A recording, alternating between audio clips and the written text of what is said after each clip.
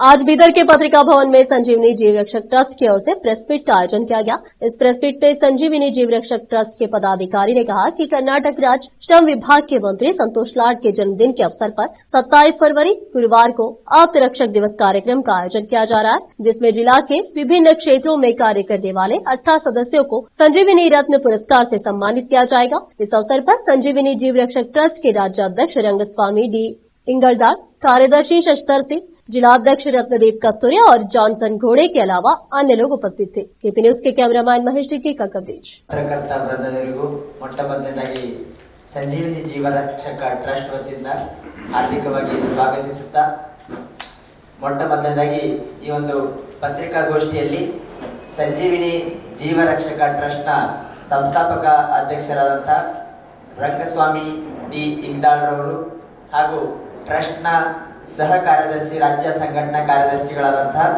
ಶಶಿಧರ್ ಅವರು, ಅದೇ ರೀತಿಯಾಗಿ ನಮ್ಮ ಹಿರಿಯ ಹೋರಾಟಗಾರರಾದಂಥ ಜಾನ್ಸನ್ ಘೋಡೆ ಅವರು, ಸಚಿನ್ ಗಿರಿ ಅವರು, ಸುನಿಲ್ ಮಿತ್ರ ಅವರು, ಆನಂದ್ ಕಾಂಬಳೆ ಅವರು, ಪ್ರಕಾಶ್ ಕಾಂಬಳೆ ಅವರು, ಅದೇ ರೀತಿಯಾಗಿ ನಮ್ಮ ರಘು ಅವರು, ಇಷ್ಟು ಜನ ಈ ಒಂದು ಪತ್ರಿಕಾಗೋಷ್ಠಿಯಲ್ಲಿ ನಮ್ಮೊಂದಿಗೆ ಇದ್ದಾರೆ.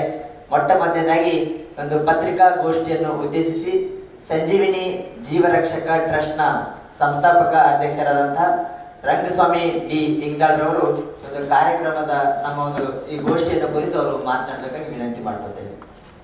ಉದ್ದೇಶ, ನಾವು ಪ್ರತಿ ವರ್ಷದಂತೆ ಸಂಜೀವಿನಿ ಜೀವರಕ್ಷಕ ಟ್ರಸ್ಟ್ನಿಂದ ರಾಜ್ಯ ಮಟ್ಟದ ಒಂದು ಕಾರ್ಯಕ್ರಮ ಮಾಡ್ತೀವಿ. ಆ ಕಾರ್ಯಕ್ರಮದಲ್ಲಿ ಮತ್ತೆ ನಾವು ಏನಂದರೆ ರಾಜ್ಯ ಮಟ್ಟದ ಪ್ರಶಸ್ತಿ ಘೋಷಣೆ ಮಾಡೋದಕ್ಕಿಂತ ನಮಗೆ ಈ ತುರ್ತು ಪರಿಸ್ಥಿತಿಗಳಲ್ಲಿ ಯಾರು ಸೇವೆ ಮಾಡಿರ್ತಾರೋ ಆ ಥರ ಗುರುತಿಸಿ ಅವರ ಹೆಸರಿನಲ್ಲಿ ನಾವು ಸಂಜೀವಿನಿ ಜೀವರಕ್ಷಕ ಪ್ರಶಸ್ತಿ ಪ್ರದಾನ ಮಾಡ್ತೀವಿ. ಆ ಉದ್ದೇಶದಿಂದ ನಾವು ಈ ಬಾರಿ ಸಂತೋಷ್ ಲಾಡ್ ಸರ್ ಹುಟ್ಟಿದ ಹಬ್ಬದ ಪ್ರಯುಕ್ತ ನಾವು ಅಪತ್ರಕ್ಷಕ ದಿನಾಚರಣೆಯಾಗಿ ಆಚರಣೆ ಮಾಡ್ತೀವಿ.